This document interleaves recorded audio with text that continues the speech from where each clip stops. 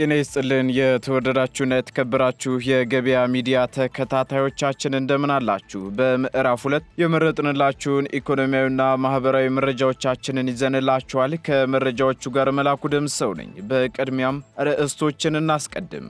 ሰሞኑን የኢትዮጵያ ብሔራዊ ባንክ ያወጣው አዲሱ ረቂቅ አዋጅ ጥቃቅን የሚባሉና አቅም የላቸውም የተባሉ ባንኮችን ሊጨፈልቃቸው እንደሚችል ተነግሯል። የምትሰሙት መረጃችን ነው። ለውጭ ባለሀብቶች ዝግ ሆነው የቆዩ ዘርፎች መከፈታቸውን ተከትሎ የተሰሙ አዳዲስ መረጃዎችን ይዘናል። በዝርዝር ትሰሙታላችሁ። በተያዘው የእርሻ ወቅት ለትራክተሮችና ሌሎች ማሽነሪዎች ያልተቋረጠ የነዳጅ አቅርቦት እንዲኖር አዲስ አሰራር መዘርጋቱ ተሰምቷል። በዝርዝር ከምንመለከታቸው መረጃዎቻችን መካከል ይገኝበታል። ሀያላኑ ሀገራት በመካከላቸው ተፈጥሮ የነበረውን የንግድ ጦርነት ለማርገብ ድርድሮች እንዲቀጥሉ ለማስቻል ለ90 ቀናት የሚዘልቅ የታሪፍ ቅናሽ ለማድረግ መስማማታቸው ተነግሯል። የሚሉትንና ሌሎች ኢኮኖሚያዊና ማህበራዊ መረጃዎቻችንን ይዘንላችኋል። አዳዲስ እንዲሁም ትኩስ ኢኮኖሚያዊና ማህበራዊ መረጃዎቻችንን ለማግኘት ታዲያ የገበያ ሚዲያን እንድትወዳጁ እየጋበዝን በዝርዝር ወደምንመለከታቸው ዜናዎቻችን እናልፋለን። የኃይል መቆራረጥና ጨለማ አስቸግሮታል? መፍትሄ ካሉ ግሪን ሰንቴክ አለሎ። የኃይል ማጠራቀሚያችን የመብራት መቆራረጥ እንዳለ ያስረሳውታል፣ ጨለማን ያሰናብታል። ግሪን ሰንቴክ ጥራትና በቂ ዋስትና ያላቸው የሶላር መብራቶችን ኪስን በማይጎዳ ዋጋ በመረጡት አማራጭ ያቀረበሎ። የቤት የቢሮ የግቢ ውስጥና የመንገድ መብራቶችን እኛ ጋር ያገኛሉ። ምን ይሄ ብቻ! ጀነሬተርን የሚተካ በፀሐይ ኃይልና በኤሌክትሪክ ቻርጅ የሚደረግ ወይንም በሁለቱ መስራት የሚችል ድምፅ አልባና አየር ብክለት የሌለው ሶላር ጀነሬተር በፈለጉት ዋትንካችሁ ብለዋል። ምርቶቻችን የ5 ዓመት ዋስትና ያላቸው ሲሆን በሚፈልጉት የፍጆታ መጠን ለመኖሪያ ቤቶች፣ ለሆቴሎች፣ ለባንኮች፣ ለአስጎብኚ ድርጅቶች፣ ለሆስፒታሎች፣ ለቢሮ፣ ለኢንተርኔት ካፌ፣ ለህትመት ቤቶች፣ ለቴሌኮም ሴክተር፣ ለኤሌክትሪክ መኪና አስመጪዎች፣ ለሲኒማ ቤቶችና ለሌሎችም። አድራሻ 22 ማዞሪያ ከጎላጎል ህንፃ ወደ ቦሌ በሚወስደው መንገድ 500 ሜትር ዝቅ ሲሉ ኳሊቲ ህንፃ አንደኛ ፎቅ ቢሮ ቁጥር 103 ላይ ያገኙናል። ስልክ 0989414219 0989414209 ወይንም 913844852 ላይ ይደውሉልን። ግሪን ሰንቴክ ለዘላቂ መፍትሄ እንሰራለን። በ2017 በጀት ዓመት ውስጥ 188 የሚሆኑ አካላት ከህገ ወጥ አሰራር ጋር በተያያዘ በቁጥጥር ስር መዋላቸውን የአዲስ አበባ ሲቪል ምዝገባና የነዋሪነት አገልግሎት ኤጀንሲ አስታወቀም። ከነዚህ ውስጥ ደግሞ 33 የሚሆኑት ተገልጋዮች ሲሆኑ ሐሰተኛ መታወቂያ ከውጪ አሰርተው ወደ ተቋሙ አገልግሎት ለማግኘት ሲሄዱ መያዛቸውን የአገልግሎት ኤጀንሲው አስታውቋል። እንዲሁም 155 የሚሆኑት ሰራተኞች ደግሞ የተቋሙ ባለሙያዎችና ቡድን መሪዎች መሆናቸው የተገለጸ ሲሆን በቁጥጥር ስር ከዋሉባቸው ምክንያቶች ውስጥ ደግሞ ገንዘብ ተቀብሎ ያልተገባ አገልግሎት መስጠትና ሌሎችም ተጠቃሽ መሆናቸው ተመላክቷል። ከህገወጥ ስራ ጋር በተያያዘ በቁጥጥር ስር የዋሉት ሰዎችም ጉዳያቸው በህግ የተያዘ መሆኑን የኤጀንሲው ምክትል ዋና ዳይሬክተርና የነዋሪነትና ኩነት ዘርፍ ኃላፊ አቶ ዮሴፍ ገብሬ ተናግረዋል። ኃላፊው አክለውም አሁን ላይ የፋይዳ መታወቂያ አገልግሎት ጋር ተቋሙ አብሮ እየሰራ መሆኑን ገልጸው ይህም ደግሞ ችግሮችን ያቀላል ተብሎ እንደሚጠበቅም ተናግረዋል። ከአገልግሎት መስሪያ ቤቱ ጋር አብሮ መስራቱ ያስገኘው ውጤት ለመገምገም ግን ጊዜ የሚያስፈልግና ሁሉም ሰው ተመዝግቦ መጠናቀቅ እንዳለበትም አንስተዋል። የፋይዳ ዲጂታል መታወቂያ አገልግሎት ከጀመረ በኋላ በመሸኛ የሚሰጡ መታወቂያዎችን መስጠት እንደተቻለም አክለዋል። ይህን ተከትሎ ማህበረሰቡ ከውጪ የሚሰሩ ሐሰተኛ መታወቂያዎችን ከማሰራት መቆጠብ አለበት ያሉት አቶ ዮሴፍ በዚህ ሳምንት ሐሰተኛ መታወቂያ ያሰሩ የውጭ ዜጎች ወደ ኤጀንሲው አገልግሎት ለማግኘት ሲመጡ በቁጥጥር ስር መዋላቸውንም ተናግረዋል። በተለይም ከውጪ ሀገራት ወደ ሀገር ውስጥ የሚገቡ ዜጎች ራሳቸውን ከሐሰተኛ ደላሎች በመጠበቅ ከወንጀል ተጠያቂነት መዳን እንዳለባቸውም አስጠንቅቀዋል። የተወሰዱ የኢኮኖሚ ማሻሻያ እርምጃዎች የውጭ ቀጥታ ኢንቨስትመንትን ለመሳብ ምቹ ምህዳር መፍጠራቸው ተነገረም። ኢትዮጵያ በወሰደቻቸው የኢኮኖሚ ማሻሻያ እርምጃዎች የውጭ ቀጥታ ኢንቨስትመንትን በመሳብና የኢኮኖሚ መዋቅራዊ ሽግግርን ለማሳካት ትችላለች ሲሉ የኢፌዴሪ ፕሬዝዳንት ታዬ አጽቀሥላሴ ተናግረዋል። ይህ የተባለው ደግሞ በኢትዮጵያ ኢንቨስት ያደርጉ 2025 የቢዝነስ ፎረም በአዲስ አበባ እየተካሄደ ባለበት ወቅት ሲሆን በዚህም ኢትዮጵያ በርካታ የለውጥ እርምጃዎች እየወሰደች መሆኑን ተነግሯል።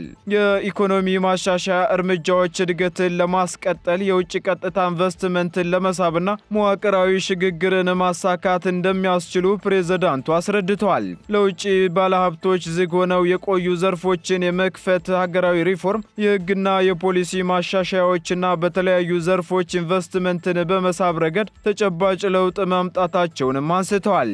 የማበረታቻ ስርዓቶችም ባለሀብቶች ኢንቨስትመንታቸውን እንዲያስፋፉና ዘላቂነትን እንዲያረጋግጡ የሚያግዙ መሆናቸውንም ተናግረዋል።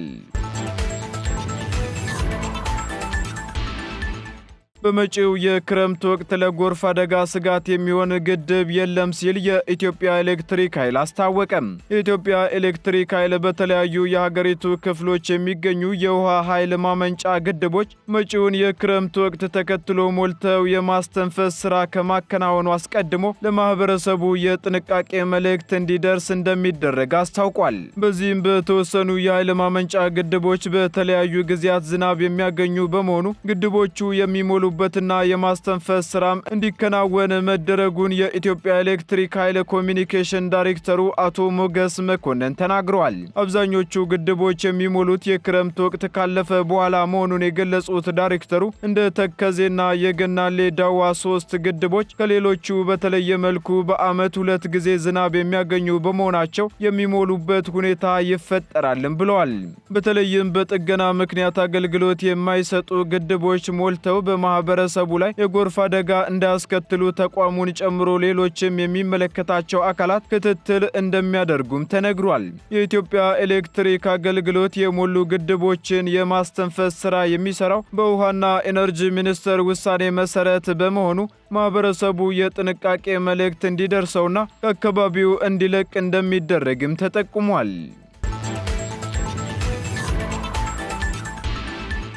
ለውጭ ባለሀብቶች ዝግ ሆነው የቆዩ ዘርፎች መከፈት የውጭ ቀጥታ ኢንቨስትመንትን እያሳደገ ነው ሲል የገንዘብ ሚኒስቴር አስታወቀም።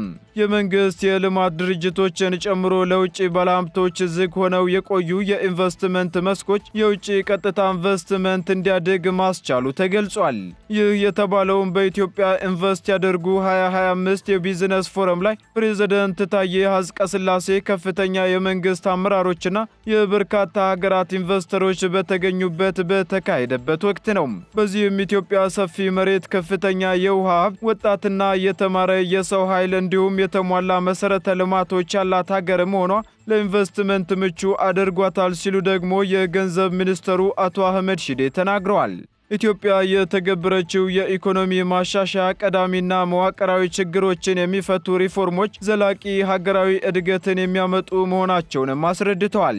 በተጨማሪም የሕግና የፖሊሲ ማሻሻያዎች እንዲሁም የንግድና ኢንቨስትመንት ምህዳሩን የመክፈት እርምጃዎችም ትልቅ ውጤት እያመጡ መሆኑን ተናግረዋል። በዚህም በተወሰዱ እርምጃዎች የኢትዮጵያ ኢኮኖሚ ከፍተኛ እድገት እያስመዘገበ መሆኑን ገልጸው የፋይናንስ ዘርፉን ደግሞ ውጤታማነት በማረጋገጥ ለኢንቨስተሮች ምቹ አቅም መፍጠር መቻሉንም ጠቅሰዋል። በተጨማሪም የኢትዮጵያ ካፒታል ገበያ ወደ ስራ መግባቱ ተወዳዳሪና በግሉ ዘርፍ የሚመራ ኢኮኖሚ ለመገንባት ጉልህ አስተዋጽኦ እንዳለውም አክለዋል። የኢትዮጵያ ኢንቨስትመንት ኮሚሽን ኮሚሽነር ዶክተር ዘለቀ ተመስገን በበኩላቸው መንግስት ለኢንቨስትመንት ዘርፉ በሰጠው ትኩረት ከፍተኛ ውጤት መመዝገብ መቻሉን አንስተዋል።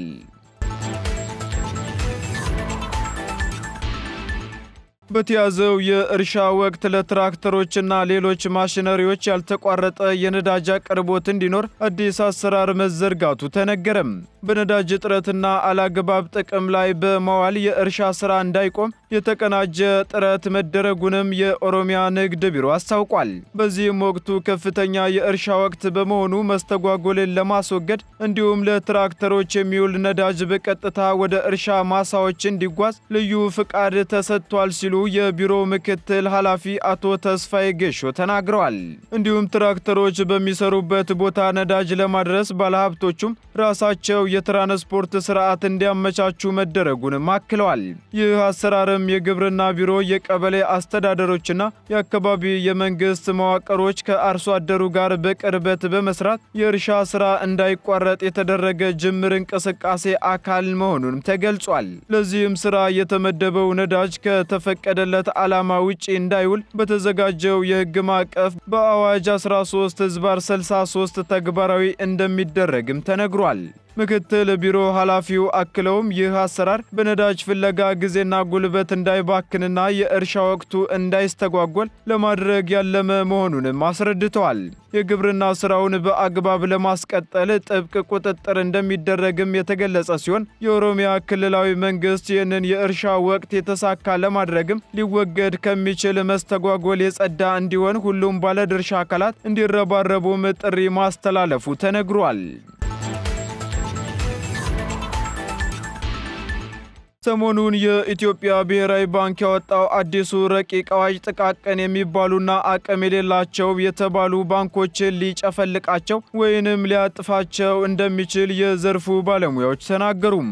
በኢትዮጵያ የሚገኙ ባንኮች እስካሁን ሲሰሩበት የቆዩትና አሁንም እየሰሩበት የሚገኝ ባዝል አንድ የተሰኘ ዓለም አቀፋዊ የባንኮች ስታንዳርድ መኖሩን የሚያነሱት ባለሙያዎቹ ባዝል አንድ የተሰኘው ስታንዳርዱም ባንኮች ሪስካቸውን ወይንም ችግራቸውን የሚቆጣጠሩበት መሆኑን አንስተዋል። ለአብነትም በተለያዩ የዓለም ሀገራት በ2008 ተከስቶ በነበረው የፋይናንስ ቀውስና የፋይናንስ መድቀቅን ተከትሎ አብዛኞቹ ሀገራት ውስጥ ያሉ የባንክ ስርዓቶች ወደ ዓለም አቀፋዊ የባንክ ስታንዳርድ ማለትም ወደ ባዝል 2 እና ባዝል 3 ማለፋቸውን ተናግረዋል። በዚህም ብሔራዊ ባንክ ያወጣው አዲሱ ረቂቅ አዋጅ ኢትዮጵያ አሁንም ባዝል 1 ላይ በመሆኗ ወደ ባዝል 2 እና 3 ዓለም አቀፋዊ የባንኮች ስታንዳርድ በመሸጋገር የሀገር ውስጥ ባንኮች የተሻለና ጠንካራ ካፒታል ሊኖራቸው እንደሚገባ የሚወስን የሚያደርግ አዋጅ መሆኑን ባለሙያዎቹ ተናግረዋል። እንደ ባለሙያዎቹ ገለጻ ከሆነ አዲሱ የብሔራዊ ባንክ አዋጅ የባንኮችን የካፒታል አቋም ወይም ሁኔታ በ3 እንደሚከፍለውም ገልጸዋል።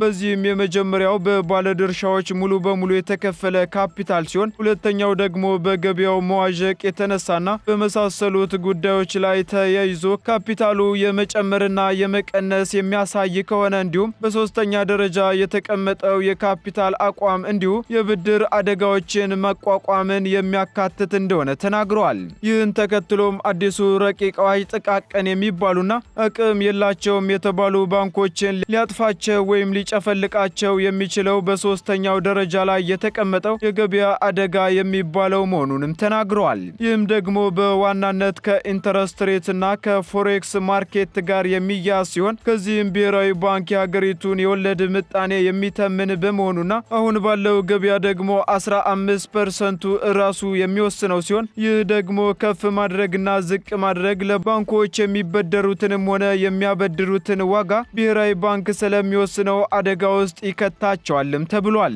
በዚህም አዲስ ረቂቅ አዋጁ ኢትዮጵያ ውስጥ ያሉ ጥቃቅን የሚባሉና አቅም የላቸውም የተባሉ ባንኮችን ሊያጥፋቸው ይችላል የተባለውም በዋናነት ብሔራዊ ባንክ የሀገሪቱን የወለድ ምጣኔ የሚተምን በመሆኑና ባንኮች የሚበደሩትንም ሆነ የሚያበድሩትንም ዋጋ ስለሚወስን መሆኑን ባለሙያዎቹ ተናግረዋል።